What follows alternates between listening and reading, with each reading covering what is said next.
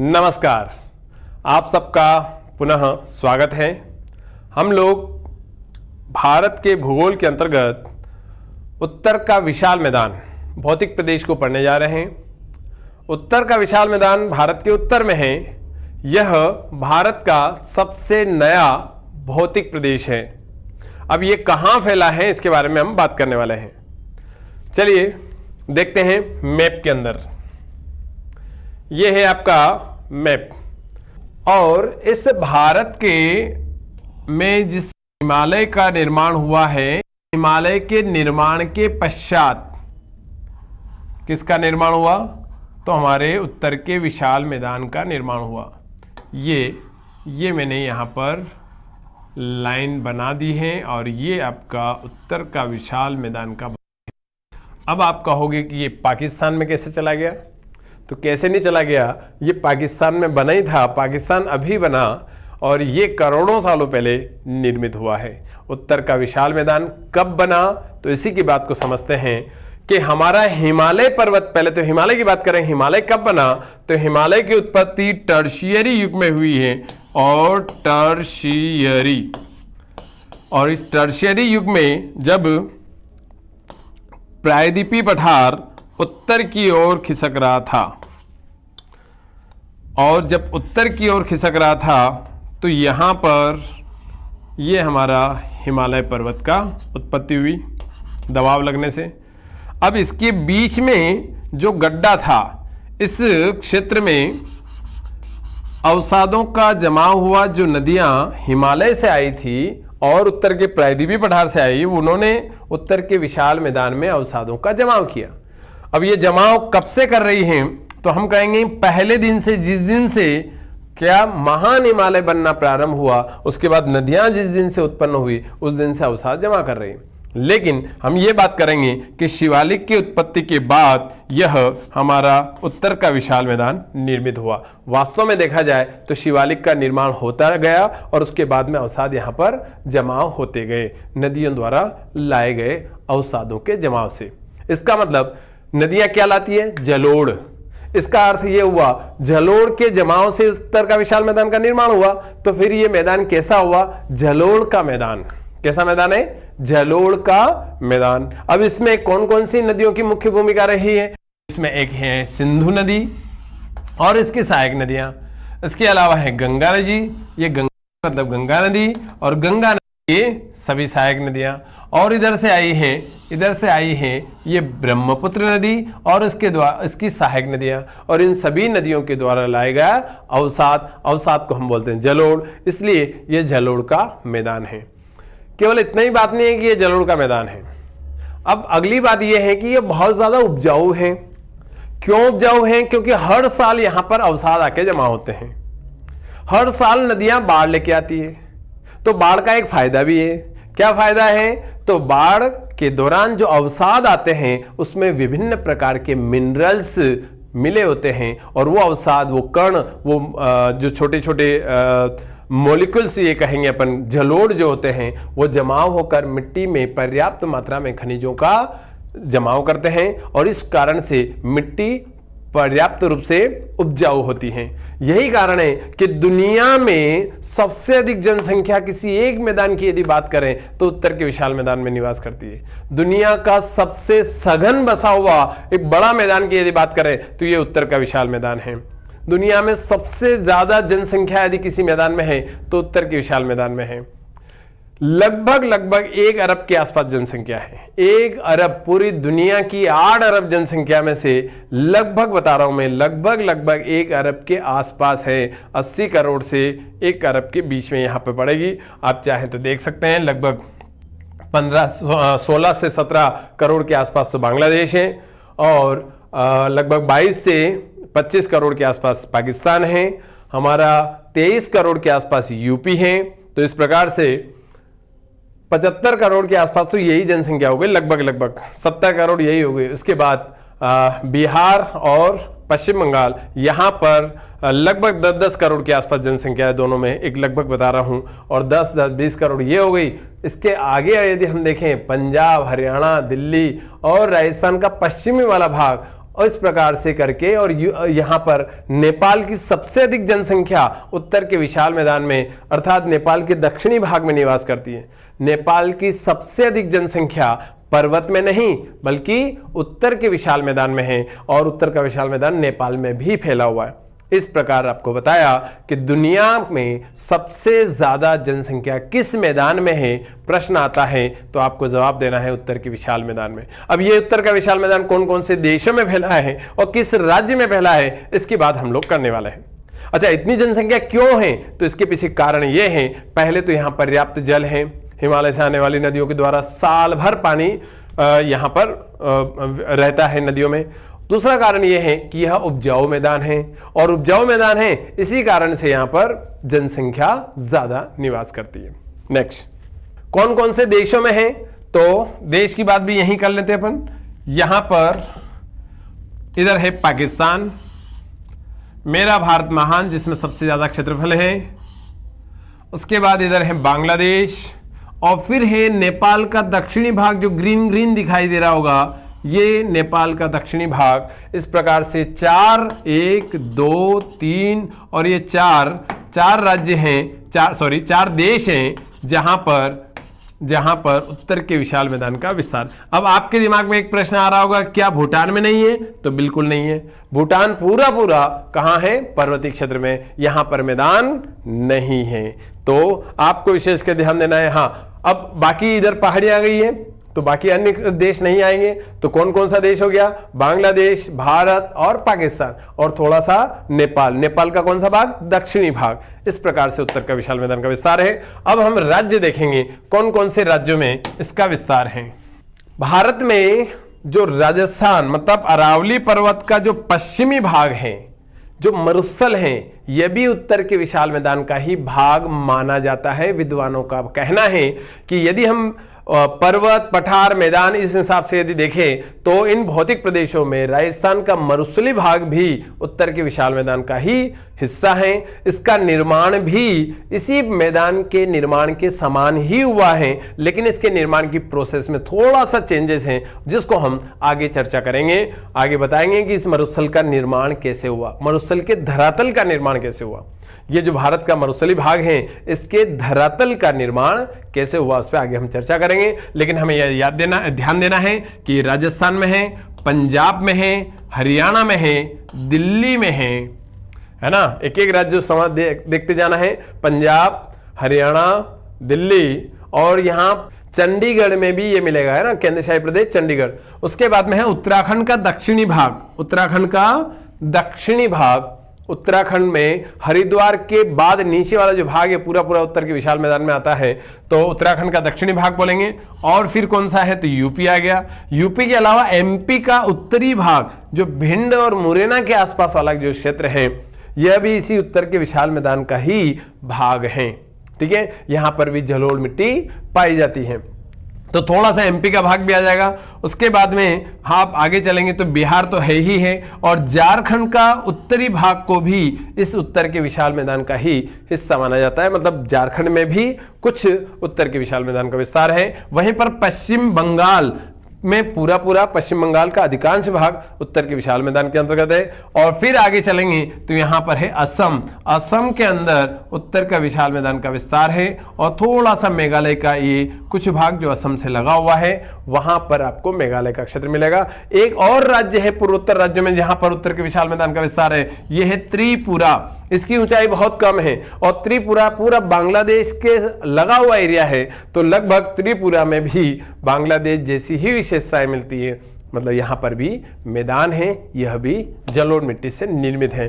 त्रिपुरा की पहाड़ियां जो है वो ऊंचाई वाला भाग है, इधर वाला उसको छोड़ दो, त्रिपुरा का निचला भाग जो है वो मैदानी भाग के रूप में है। तो आपको याद कैसे रखना है, कौन कौन सा है? पंजाब, हरियाणा, दिल्ली, चंडीगढ़, राजस्थान के बाद मध्य प्रदेश का थोड़ा सा भाग, उत्तर प्रदेश, बिहार, झारखंड का कुछ भाग, पश्चिम बंगाल और असम राज्य ये मुख्य रूप से हैं। जो कुछ भाग में हैं वो मेघालय है, मध्य प्रदेश है, झारखंड है। इस प्रकार से कुछ, और एक त्रिपुरा में भी इस उत्तर के विशाल मैदान का विस्तार है। क्लियर? राज्य क्लियर हुए। अब राज्य की बात में हम देखने वाले हैं उत्तर के विशाल मैदान को स्थानीय स्तर पे क्या क्या नाम से जानते हैं। ठीक है। भारत में स्थानीय स्तर पे किस नाम से जानते हैं, पाकिस्तान और बांग्लादेश में किस नाम से जानते हैं, उसके ऊपर हम चर्चा नहीं करेंगे। भारत में विशेष करके इस उत्तर के विशाल मैदान को किस किस नाम से जाना जाता है स्थानीय स्तर पे, उस पर हम चर्चा करने वाले हैं। उत्तर के विशाल मैदान का निर्माण की प्रक्रिया जो मैंने अभी आपको बताई थी, फिर भी थोड़ी सी बात और उसमें बता देता हूं।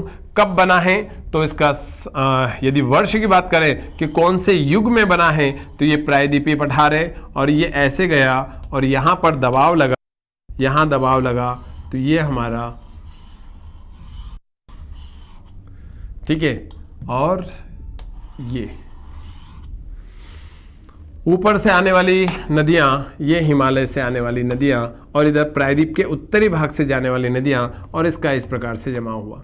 तो ये अवसाद के जमाव से तलोच्चन हुआ। तल मतलब बॉटम, बॉटम का निरंतर क्या हुआ, ऊपर उठना, और आज भी तलोच्चन होता जा रहा है। जहां बाढ़ आती है वहां अवसाद जमा होता है और हर वर्ष थोड़ा थोड़ा ऊपर ऐसे उठता जा रहा है। और उत्तर का विशाल मैदान निरंतर आज भी निर्माण की अवस्था में, ये बताना है। तो ये कब से बन रहा है, तो हम बोल सकते हैं लगभग 10 लाख वर्ष पूर्व से ही यह निर्मित हो रहा है। इसका अर्थ है कि यह कौन से, मतलब पूर्व से ही, लेकिन मुख्य रूप से कहां बना, तो शिवालिक के निर्माण के बाद में बना। 10 लाख वर्ष तक शिवालिक का उत्पत्ति होती रही है। और उसके बाद, क्योंकि यह तो बना था टर्शियरी युग में, 7 करोड़ से लेकर 10 लाख वर्ष पूर्व तक इसका निर्माण होता गया। ठीक है, करोड़ वर्ष, 7 करोड़ वर्ष से लेकर 10 लाख वर्ष के बीच में हमारे हिमालय का निर्माण हुआ। हिमालय आज भी ऊपर उठ रहा है और हिमालय से जो नदियां अवसाद लेके आ रही है और वो यहां जमाव कर रही थी, ये कब से कर रही है, लगभग 10 लाख वर्ष पूर्व से। और अब हम बोलेंगे कि ये कौन से युग में हुआ पर्टिकुलर, तो महाकल्प की यदि बात कोई पूछे आपसे, तो आपको बताना है कौन से महाकल्प में उत्तर के विशाल मैदान का निर्माण हुआ, तो आपको आंसर देना है नियोजोइक महाकल्प। नियोजोइक महाकल्प मतलब हिमालय कौन से युग में बना था, सेनोजोइक महाकल्प में। सेनोजोइक महाकल्प। और ये कौन से नियोजोइक महाकल्प में कौन बना, उत्तर का विशाल मैदान। नियोजोइक महाकल्प के अंदर भी 2 युग आते हैं। एक तो है प्लीस्टोसिन युग, प्लीस्टोसिन युग, प्लीस्टोसिन युग, और दूसरा आता है होलोसिन, होलोसिन। प्लीस्टोसिन युग में हमारी शिवालिक कंप्लीट हुई, पूर्णतः निर्मित हुई इस प्लीस्टोसिन युग में। और ये 10 लाख जो मैंने लिखा है, 10 लाख साल पहले या उसके आसपास भी बनता रहा। और ये होलोसिन जो युग लिखा है, ये वर्तमान युग है। एक बार ये क्वेश्चन भी आया है, वर्तमान मानव जीवन किस भौगोलिक काल में जी रहा है, तो आपको आंसर देना है होलोसिन युग। वर्तमान मानव जीवन किस भूगर्भिक काल में, भूगर्भिक काल का मतलब हुआ पृथ्वी के जो युग हैं उसके अनुसार। इतिहास के युग अलग आपने पढ़े होंगे, पाषाण काल, नवपाषाण काल, पाषाण काल, उसके बाद में आपने पाषाण काल के बाद में पढ़ा होगा ऋग्वैदिक काल पढ़ा होगा, फिर वैसे प्राचीन काल, मध्यकाल और आधुनिक काल, इस प्रकार से आपने पढ़े होंगे। तो ये, लेकिन ये वो थे इतिहास के, और इतिहास मानव का इतिहास वो आपने पढ़ा है। लेकिन यहां भूगोल के इतिहास की बात करें, इस पृथ्वी के इतिहास की बात करें, तो उस इतिहास के काल में होलोसिन पीरियड वर्तमान समय में चल रहा है। मतलब हम भूगर्भिक काल में कौन से काल में जी रहे हैं, तो होलोसिन युग में जी रहे हैं। एक छोटी सी बात और बता देता हूं, प्लीस्टोसिन युग में इस पूरी पृथ्वी के ऊपर औसत तापमान कम था, इसलिए इस समय पूरी पृथ्वी पर ग्लोबल कूलिंग का युग था। जैसे वर्तमान में ग्लोबल वार्मिंग का युग चल रहा है, उसी प्रकार से ग्लोबल कूलिंग किसको कहा गया था, तो प्लीस्टोसिन युग। कभी जीके पॉइंट ऑफ व्यू से सवाल पूछ ले, क्योंकि ज्योग्राफी कुछ जगह पर है, कई सारे कंपटीशन के एग्जाम में होती है, कई सारे कंपटीशन के एग्जाम में नहीं है, फिर भी आपको ध्यान देना है। प्लीस्टोसिन युग में क्या रहा, ग्लोबल कूलिंग का पीरियड रहा है, ग्लोबल कूलिंग, और ग्लोबल वार्मिंग वर्तमान में चल रहा है। तो ये होलोसीन युग कौन सा है? ग्लोबल वार्मिंग, मतलब वापस तापमान बढ़ा है। और वर्तमान में तो मानवीय क्रियाकलापों के कारण पृथ्वी का औसत तापमान ग्लोबल वार्मिंग की समस्या हो रही है। ठीक है, क्लियर यहां तक? कोई डाउट है तो आप जरूर कमेंट्स में लिखोगे। अब हम देखते हैं कि उत्तर के विशाल मैदान को स्थानीय स्तर पर किस किस नाम से जाना जाता है। यदि आपके पास एटलस है और ऑक्सफोर्ड स्टूडेंट एटलस यदि हैं तो आप 10 पेज नंबर से देख सकते हैं। पेज नंबर 10 पे आप देखेंगे तो वहां पर स्पष्ट नंबर डले होंगे और लिखा होगा क्या? तो उत्तर के विशाल मैदान में जो पंजाब वाला एरिया है, इस पंजाब के मैदान जो है उसको मालवा का मैदान के नाम से जानते हैं। पंजाब, पंजाब में किस नाम से जाना जाएगा? मालवा का मैदान। सतलज नदी के दक्षिण का भाग, ध्यान से यदि आप एटलस में, क्योंकि साथ में आपको एटलस जरूर लेके रखना है, क्योंकि हमारा माइंड इमेज को समझता है, पिक्चर को समझता है, और आपको वहां पर पिक्चर अपने माइंड में बनानी है और ऐसे गोला जरूर लगाना है। देखो यदि मेरा बोर्ड है, इस पे सबसे पहले कहीं नजर जा रही होगी तो शायद पंजाब की तरफ, या फिर जहां जहां मैंने गोला लगा रखा है वहां पर आपकी नजर जा रही होगी। कारण यह है कि हमारी आंखें जो विशेष चीज होती है उसकी तरफ फोकस करती है। तो आपको अपनी एटलस में गोले भी लगाते जाना है, ऐसे राउंड राउंड करते जाना है। तो मालवा का मैदान, मालवा का पठार मध्य प्रदेश में है, मालवा का पठार मध्य प्रदेश में है जो काली मिट्टी से निर्मित है, जबकि मालवा का मैदान जो पंजाब में है और जलोढ़ मिट्टी से निर्मित है। कभी भी ध्यान देना, जल्दबाजी में कभी कभी जैसे सभी लोग पढ़ाई करते हैं, लेकिन एग्जाम में जल्दबाजी में यहीं पे गलती हो जाती है कि मालवा का पठार पूछा है या मैदान, और कभी हम ये समझते हैं कि शायद गलती से मैदान लिखा गया होगा पठारी, लेकिन ऐसा नहीं है। स्पष्ट ध्यान रखोगे, मालवा का मैदान पंजाब राज्य में है, सतलज नदी के दक्षिण में है, स्पष्ट नोट कर लेना। भवानी बांगर का मैदान हरियाणा में, ये आप थोड़ा सा इधर आओगे तो हरियाणा वाला जो एरिया है उसके अंदर जो मैदान है उसको भवानी बांगर का मैदान के नाम से जाना जाता है। ठीक है, ये सारे मैदान किससे बने हैं? जलोढ़ के जमाव से, अवसादों के जमाव से। नेक्स्ट, रोहेलखंड का मैदान, यह भी आप एटलस में देखोगे तो दिखेगा। रोहेलखंड का मैदान उत्तर प्रदेश में और उत्तराखंड के दक्षिणी भाग में, उत्तराखंड का दक्षिणी भाग, उत्तर प्रदेश का पश्चिमी भाग, ये रोहेलखंड के मैदान के नाम से जाना जाता है। उत्तर प्रदेश का पश्चिमी भाग, उत्तराखंड का दक्षिणी भाग किस नाम से जाना जाएगा? रोहेलखंड, मतलब यूपी एंड थोड़ा सा है यूके, यूके मतलब उत्तराखंड। अवध का मैदान कहां पड़ेगा? अवध का मैदान ये उत्तर प्रदेश में पड़ेगा, अवध का मैदान। उसके बाद में राढ़ का मैदान, ये बड़ा खास है, कभी भी आ सकता है, आया भी है पहले किसी एग्जाम में। राढ़ का मैदान पड़ेगा पश्चिम बंगाल में, और पश्चिम बंगाल का जो मैदानी भाग है ये जो किससे लगा हुआ है?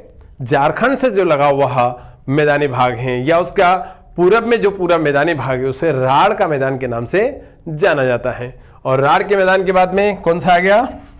वेस्ट बंगाल। और फिर है लास्ट में ब्रह्मपुत्र का मैदान। ब्रह्मपुत्र का मैदान कौन से राज्य में है? असम राज्य में है, इसलिए इसे असम घाटी भी कहते हैं, असम का मैदान भी कहते हैं। और एक बात और विशेष करके ध्यान देना, इन 7 पूर्वोत्तर राज्यों में, 7 सिस्टर जिसको बोलते हैं, इन 7 पूर्वोत्तर राज्यों में सिक्किम 7 सिस्टर में शामिल नहीं है, ये सिक्किम है, ये 8वां राज्य। इस प्रकार से देखना थोड़ा सा, तो हमें यह देखना है कि 7, एक और सवाल यही बता देता हूं, 7 सिस्टर में किसे शामिल नहीं किया जाता है? 7 सिस्टर स्टेट में किसे शामिल नहीं किया जाता है? तो सिक्किम को नहीं किया जाता है। ठीक है, तो ऐसे याद रखना है अपने लिए। सिक्किम एक पुल्लिंग शब्द दिख रहा है, इसका मतलब ये भाई है, सिस्टर नहीं हो सकती। तो सिस्टर कौन है? तो सिस्टर यहां पर ये 7 सिस्टर 7 राज्य, इन 7 राज्यों में असम सबसे सघन बसा हुआ मैदानी भाग है।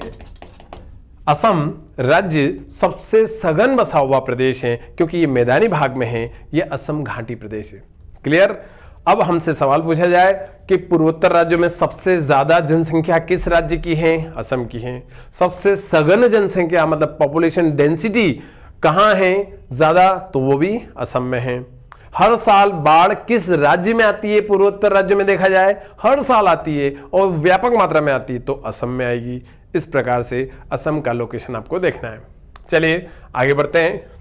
उत्तर के विशाल मैदान की यदि हम बात करें तो इसकी लंबाई चौड़ाई के बारे में थोड़ी सी बात कर लेते हैं, इसकी ऊंचाई के बारे में भी थोड़ी सी बात कर लेते हैं। ऊंचाई कहां से देखी जाती है? समुद्री सतह से। ये समुद्र की सतह है यहां पर जहां पानी भरा होता है, जहां लहरें आती जाती रहती हैं, वहां से ऊंचाई हम मेजरमेंट करते हैं। तो कितना ऊंचा है उत्तर का विशाल मैदान? तो हम बताएंगे कि ये समुद्री सतह से लगभग 300 मीटर की ऊंचाई तक फैला हुआ है। कितना मीटर? समुद्री सतह से, मतलब जीरो ऊंचाई से लेकर 300 मीटर की ऊंचाई तक फैला हुआ कौन है? उत्तर का विशाल मैदान। ठीक है, 300 मीटर। ये सबसे कम ऊंचा होगा पश्चिम बंगाल, उसके बाद में थोड़ा सा ऊपर जाएंगे, आगे जाएंगे तो बिहार मिलेगा, थोड़ा सा और आगे जाएंगे तो आपको यूपी मिलेगा, इससे थोड़ा सा और आगे जाएंगे तो आपको मिलेगा यहां पर दिल्ली और हरियाणा, और आगे जाएंगे तो आपको मिलेगा क्या? पंजाब। इसका मतलब पंजाब ज्यादा ऊंचा होगा पश्चिम बंगाल की तुलना में। अब यहां पर आपको शहर भी बताएंगे कि कौन सा शहर ज्यादा ऊंचा है। मैं अगले वीडियो में आपको इसके बारे में बताऊंगा। और मेरे वीडियो कई सारे आते रहते हैं, छोटे छोटे वीडियो भी आते हैं, शॉर्ट वीडियो। तो इसके लिए आपको चैनल को सब्सक्राइब करना है ताकि आप लोगों को ऐसी छोटी छोटी इंफॉर्मेशन सदैव मिलती रहें, कॉन्सेप्ट आपको मिलते रहे। अब हम देखें, ये तो देखिए हमने ऊंचाई। अगली बात करते हैं कि इसकी लंबाई कितनी है। तो ये पाकिस्तान से लेकर बांग्लादेश और असम तक फैला हुआ है। इस प्रकार से इसकी लंबाई 3200 किलोमीटर, मतलब 3200 किलोमीटर की लंबाई तक फैला हुआ है। लेकिन भारत में इसकी लंबाई कितनी है? तो 2400 किलोमीटर के आसपास ये भारत में फैला हुआ है। कहां से? पंजाब से लेकर असम तक ये 2400 किलोमीटर की लंबाई में फैला हुआ है। अब जहां तक इसकी चौड़ाई की बात करें तो चौड़ाई यहां देखिए लगभग 100 से या 150 किलोमीटर से लेकर लगभग 500 किलोमीटर की चौड़ाई तक ये फैला हुआ है। 500 किलोमीटर आपको यहां दिखाई देगा, इस वाले क्षेत्र में, एक इस वाले क्षेत्र में चौड़ाई दिखाई देगा। लेकिन सबसे कम चौड़ा कहां है? तो असम में है, मात्र 50 किलोमीटर या 100 किलोमीटर से कम चौड़ाई कहां है? तो हम बोलेंगे असम में है। मतलब असम सबसे सकरा मैदानी भाग है, जबकि सबसे चौड़ाई में यदि देखें तो पंजाब हरियाणा की इस वाले क्षेत्र में मिलेगा और यहां पर पश्चिम बंगाल के आसपास वाले क्षेत्र में मिलेगा। ठीक है, नेक्स्ट पॉइंट पे ध्यान देते हैं। क्षेत्रफल कितना है इसका? उत्तर के विशाल मैदान का क्षेत्रफल है लगभग 8 लाख वर्ग किलोमीटर। अब 8 लाख क्यों बोला, जबकि यहां तो 7.8 है। तो 7.8 याद रहे तो बहुत बढ़िया, और नहीं याद रहे तो हमें राउंड फिगर में याद रखना है 8 लाख। 8 लाख याद रखेंगे तो कहीं कहीं थोड़ा उसके आसपास कोई भी डेटा यदि आएगा तो आप सही आंसर लगा पाओगे। ठीक है, इस प्रकार से ये दुनिया का सबसे बड़ा विशाल मैदान रहा है। और इस विशाल मैदान की उत्पत्ति, इसका कौन सी प्रक्रिया से हुआ, कहाँ कहाँ पे किस नाम से जाना जाता है, ये सारी चीज़ें हमने अभी देखी। इसके अलावा भी आपके इससे रिलेटेड और भी कोई पॉइंट हैं तो आप ज़रूर पूछिएगा कमेंट्स में लिखकर। लेकिन इसके बाद जो आने वाला है वो है उत्तर के विशाल मैदान के अंदर राजस्थान का मरुस्थलीय प्रदेश, उसकी उत्पत्ति कैसे हुई, और उत्तर के विशाल मैदान की कई स्थानीय विशेषताएं हैं, उन सब का वर्णन मैं अगले वीडियो में आपको बताने वाला हूं। तो इन सब की उत्पत्ति, इनकी विशेषताएं क्या हैं क्या नहीं है, इनसे संबंधित कई सारे प्रश्न आपसे पूछे जाते हैं। तो इनके बारे में अगले वीडियो में मिलते हैं। जय हिंद, जय भारत।